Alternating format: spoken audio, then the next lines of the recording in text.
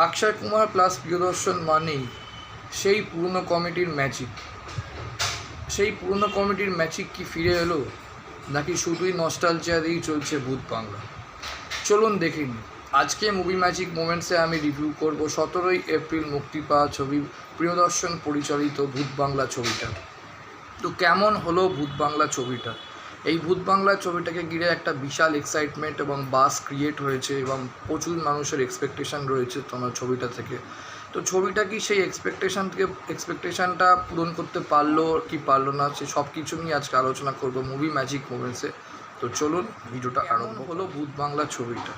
আচ্ছা, ভূত বাংলা ছবিটা যদি আমি অনেস্টলি বলি কেমন হয়েছে, তো সেটা আমি বলবো ঠিকঠাক সিনেমা হয়েছে। মানে একটা আউটস্ট্যান্ডিং মুভিও হয়নি, আবার একেবারে খারাপও হয়নি। মুভিটা অ্যাভারেজ কাইন্ড অফ মুভি হয়েছে ভূত বাংলা ছবিটা। ছবির গল্পটা আমি ছোটো করে বলে দিচ্ছি, ট্রেলারটা থেকে মোটামুটি সবাই বুঝেই গেছেন। তো একদমই তাই। বাদুসুর একটা তোমার মানে মঙ্গলপুর গ্রামে একটা প্যালেস আছে। এবার সেই প্যালেসে এবং সেই গ্রামটাতে বাদুসুরের ভূতটার উৎপাত আছে। এইবার সেই মঙ্গলপুর প্যালেসটা হচ্ছে অক্ষয় কুমার এখানে যে অভিনয় করছে, যে ক্যারেক্টারে অর্জুন ক্যারেক্টারটার নাম, ওর সম্পত্তি। এবং ওর ঠিক করে ওই প্যালেসে এসে যে ওর বোনের বিয়েটা মানে ম্যারেজ ডেস্টিনেশনটা ওর নিজের এই প্যালেসটাতেই হবে। এবার ব্যাপারটা হচ্ছে কি, এই যে বাদুসুর যে আত্মাটা মানে যে ভূতটা, এই ভূতটা কোনো বিয়ে মানে হতে দেয় না। এই হচ্ছে ব্যাপার। যখনই দেখে যে কোনো বিয়ে টিয়ে হচ্ছে বা কিছু বিয়ের ব্যাপার আছে, তাহলেই সেই মানে সেই মানে বিয়ের সময় যাকে বিয়ে হয়ে যাওয়ার পর সেই মেয়েটাকে সে তুলে নিয়ে চলে যায় এবং তাদেরকে বলি দেয়।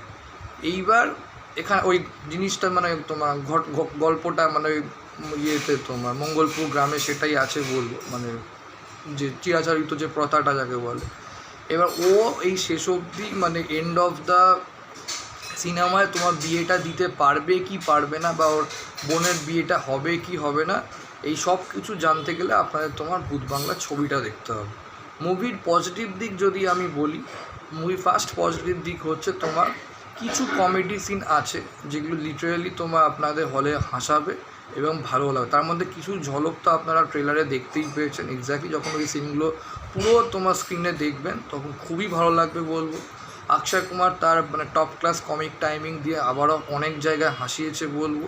এবং অক্ষয় কুমার ছাড়াও ধরুন পরেশ রাওয়ালের যে কটা কমেডি সিন আছে, তো এই পরেশ রাওয়াল যখন কিছু ডায়লগ বলছে যে এই বাদুসুর তো মেরে পিছেই পারে, বারবার ও খালি পেছন জ্বালিয়ে দিচ্ছে, পেছন পুড়ে যাচ্ছে, পেছনে আগুন ধরিয়ে দিচ্ছে। যে সিনটা ট্রেলারে দেখা যায় যে তাড়াতাড়ি পেছনে আগুন ধরে গেছে আর গিয়ে বাথরুমের জলে গিয়ে তোমার ঝাঁপিয়ে পড়ে।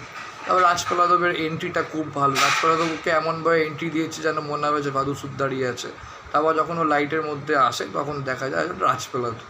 তো তার কিছু কিছু বেশ কমেডি যেমন ট্রেলারে দেখা যাচ্ছে যে তোমার নাম কি, যখন রাজপালাদেব জিজ্ঞেস করছে তখন সুন্দর কিসনে নাম রাখা, তো তোমার বাবু চিনে তো আন্ধে থেকে মানে অন্ধ ছিল নাকি যে তোমার এরকম দেখতে, এদিকে নাম রেখেছে সুন্দর। তো আরও এছাড়াও অনেক কমেডি সিন আছে, আমি সেগুলো বলছি না, সেগুলো বেশ ভালোই ওয়ার্ক করে এবং সেই কমেডি সিনগুলো দেখে আপনার লাগবে যে আপনি সেই ওল্ড স্কুল মানে প্রিয়দর্শনের সিনেমাতে যে ক্লাসিক কমেডি যেগুলো হতো সেই ক্লাসিক কমেডির একটা ভাইব পাবেন, সিম্পল বলবো। আর ব্যাকগ্রাউন্ড মিউজিকটা এবং সেট আপটা যেভাবে করেছে সেটা দেখলে একটা সত্যি নস্টালজিক ফিল দেয় এবং মনে হবে কমেডিগুলো দেখে যে তোমার সেই পুরনো নস্টালজিক যে কোনো মানে প্রিয়দর্শনের যে কমেডি সিনেমাগুলো ছিল, লাইক তোমার ঢোল ধরুন, ভাগাম ভাগ বলুন বা দে দানাদান বলুন, হেরাফেরি বলুন, ওর যতগুলো কমেডি সিনেমাতে যেরকম কমেডিগুলো হয় সেই কমেডি টাচটা আপনি পাবেন।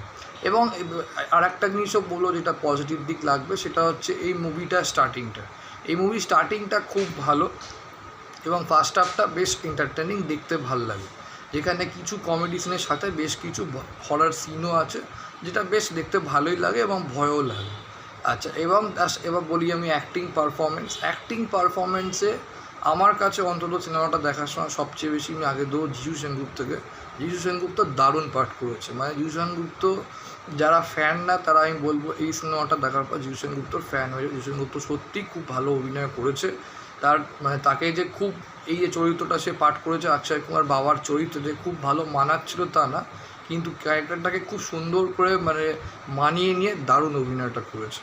অক্ষয় কুমার চেষ্টা করেছে, কিন্তু সব জায়গাতেই অক্ষয় কুমার অ্যাক্টিং যে ভালো হচ্ছে তা না, কিছু জায়গায় মনে হচ্ছিলো একটু যেন স্ট্রাগল করছে, আর ঠিক স্ক্রিন প্লেটা ওকে মানে ওর এফোর্টটাকে যেন সাপোর্ট করছিল না। আচ্ছা, এই গেল তোমার মেন পজিটিভ দিক। এইবার এই মুভির যে তোমার নেগেটিভ দিক যেটা আমি বলবো সেটা হচ্ছে এই মুভিটায় অত্যাধিক বেশি প্লট পয়েন্ট ডেভেলপ করার চেষ্টা করা হয়েছে, যার জন্যে কী হয়েছে স্ক্রিন প্লেটা পুরো ঘেঁটে গেছে। মানে স্টোরিটা অনেক জায়গায় আপনাদের কমপ্লেক্স লাগতে পারে, তাই সবাই হয়তো ইজিলি কানেক্ট করতে পারবেন না, কানেক্ট করতে মাথা খাটাতে হবে একটু, এটা একটু মাথা খাটানোর ব্যাপার আছে, কেন গল্পটা তে অনেক কিছু বলার চেষ্টা হয়েছে। এবং ক্লাইম্যাক্সে গিয়ে যখন পুরো ব্যাপারটা যখন সবার মানে অডিয়েন্স এবং ভিউয়ার্সদের সামনে যখন উঠে আসে জিনিসটা অ্যাকচুয়াল কী হলো, তখন ওই জায়গাটা রিচ আউট করতে করতে অটোমেটিক মানে মাইন্ড এটাই মনে হয় বাপরে বাপ এত কিছু কী দরকার ছিল। তো বেশি কিছু প্লট পয়েন্ট দিতে গিয়ে আমি বলবো কোথাও একটা অনেক জায়গায় মানে স্ক্রিন প্লে ইন্টারেস্টিং হারিয়ে গেছে, কন্টিনিউটির অভাব হয়েছে, এবং বেশ কিছু জায়গায় মানে ওভার স্টাফড প্লট হয়ে গেছে, আমি বলছিলো দরকার ছিল না, মানে সব কিছু দেখাতে গেছে যাকে বলবো একটা সিনেমার মধ্যে, যেটা আমি বলবো একটু অপ্রয়োজনীয় তো দরকার ছিল না। আর সেকেন্ড হাফ থেকে মুভিটা বেশ স্লো হয়ে যায়, অনেকগুলো সিন যাকে বলে তোমার মানে একটু যাকে বলে স্ট্রেসড যাকে বলে বলবো, এডিটিংটা খুব টাইট না, 2 ঘন্টা 49 মিনিটের সিনেমা, যেটা হওয়া উচিত ছিল 2 ঘন্টা 15 মিনিট, তাহলে মুভিটা অনেক বেশি ভালো হতো এবং অনেক বেশি এনগেজিং হতো, তাই এডিটিংটা একটু বেটার হতে পারতো। আর মুভিটার সবচেয়ে বড় প্রবলেম যেটা আমি মনে করি, যেটা তোমার এই যে কিছু কিছু তোমার সিন যেগুলো দেখানো হয়েছে সেই সব সিন মানে সব জায়গায় ঠিক সমানভাবে ঠিক ভয়টা আসছে, মানে এটা তো একটা কমেডি হরার জেনারেল সিনেমা, তো সেখানে কমেডি আছে ঠিক আছে, কিন্তু হরার এলিমেন্টগুলো একটু ভয়ের রাখো, যাতে মানুষদের যখন যে আমরা যখন হলে দেখছি সিনেমাটা কেউ ঠিক মানে ওই কিছু কিছু সিনেমা একটু ভয় পাচ্ছে, মানে ভয়ের সিনগুলোতে হাসি এসে যাচ্ছে কী হচ্ছে, তো সেইগুলো ঠিকঠাক মানে হয়নি বলবো, মানে এক্সিকিউশন ঠিক হয়নি। আর ভিএফএক্সের কাজ খুবই পুয়ার ভিএফএক্সের কাজ হচ্ছে, আরেকটু বেটার ভিএফএক্স কাজ হতে পারতো এবং ক্লাইম্যাক্সটা আরেকটু বেটার হতে পারতো। তো ওভারঅল বলতে গেলে একটা time pass light entertaining movie, দেখতে পারেন, খারাপ লাগবে না। বাট এইটুকুনি বলবো যদি খুব ইউনিক হরার স্টোরি বা স্ট্রং হরার কিছু এক্সপেক্ট করেন এই সিনেমার থেকে, তাহলে ডেফিনেটলি ডিসঅ্যাপয়েন্টেড হবে। এটা কমপ্লিটলি একটা one time pass entertaining movie, যেখানে আপনারা অল্প হরার অল্প কমেডি পাবেন, দেখবেন, ভিজুয়াল সিনেমাটোগ্রাফি বেশ ভালো, মজা আসবে, এইটুকুনি বলে এনজয় করুন, এন্টারটেনিং ছবি। কিন্তু ওভার এক্সপেকটেশন করলে আমার মতন ডিসঅ্যাপয়েন্টেডই হবে, অ্যাভারেজ কাইন্ড অফ সিনেমা। ভিডিওটা ভালো লাইক করুন, কমেন্ট করুন, শেয়ার করুন, চ্যানেলটাকে অবশ্যই সাবস্ক্রাইব করে রাখো এরকম মুভি রিভিউ পেতে, মুভি ম্যাজিক মোমেন্টসকে। আর আপনাদের ভূত বাংলা কেমন লেগেছে অবশ্যই আমাকে কমেন্ট বক্সে লিখে জানাবেন। Thank you.